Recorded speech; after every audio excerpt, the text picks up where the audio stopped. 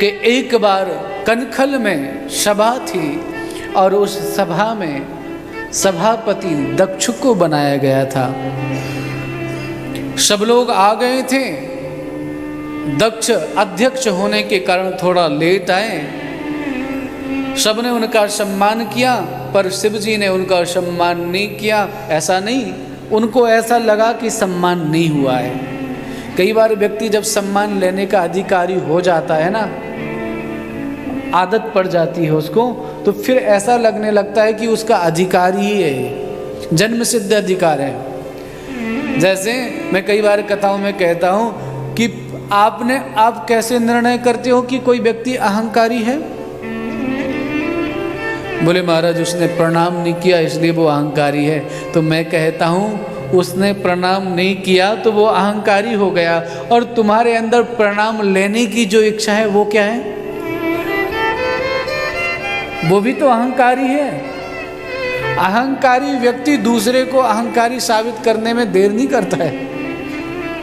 स्वयं के अहंकार को ढकने की इतनी दुष्प्रवृत्ति है हमारी कि हम अपने अहंकार को तो ढकते जाते हैं, उसका पोषण करते जाते हैं और दूसरे को अहंकारी साबित करते रहते हैं। दक्ष स्वयं अहंकारी है, वो भगवान शिव को अहंकारी बता रहा है।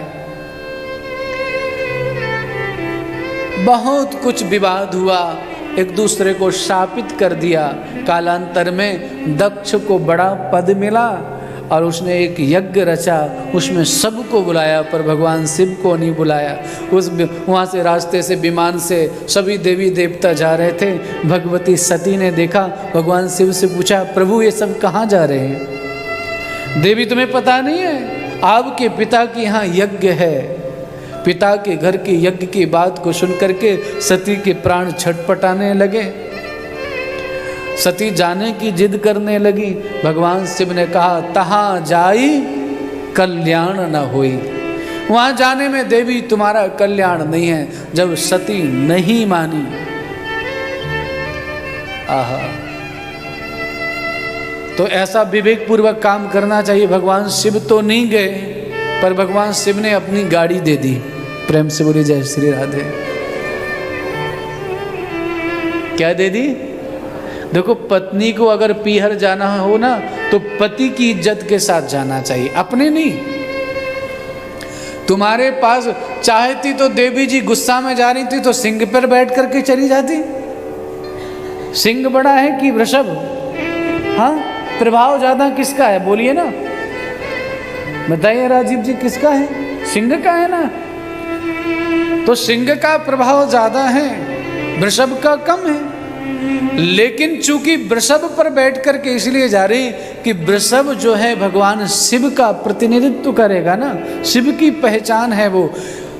वृषभ पर बैठकर जाने का अर्थ ये है कि सब लोग ये समझेंगे कि ऐसा नहीं कि अपनी मर्जी से चली आई है। नहीं नहीं, पति देव ने अनुमोदन किया है, शिव जी ने अनुमोदन किया है, उनके अनुमोदन से आई है।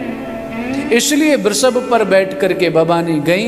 नंदी भृंगी आदि को सबको साथ में लेकर के पहुंची। सभा में भगवान यज्ञ में देखा कि भगवान शिव का भाग नहीं है। कुपित होकर के अपनी देह का त्याग कर दिया। हाहाकार हुआ। भगवान शिव ने कुपित होकर के वीरभद्र को भेजा और वीरभद्र ने जाकर के उस यज्ञ को विध्वंस कर दिया। जब सब रोते हुए भगवान नारायण के पास गए, नारायण शिव के पास गए, सब भगवान की स्तुति की, तब नारायण उस यज्ञ की पूर्ति हुई और फिर दक्ष को वक्रे का सिर लगाया गया। थोड़ी देर का ये हम कीर्तन कर लें। भगवान नारायण ने बताया दक्ष को कि देखो दक्ष, अहम ब्रह्मा च सर्वश्च जगतः कारणम परम।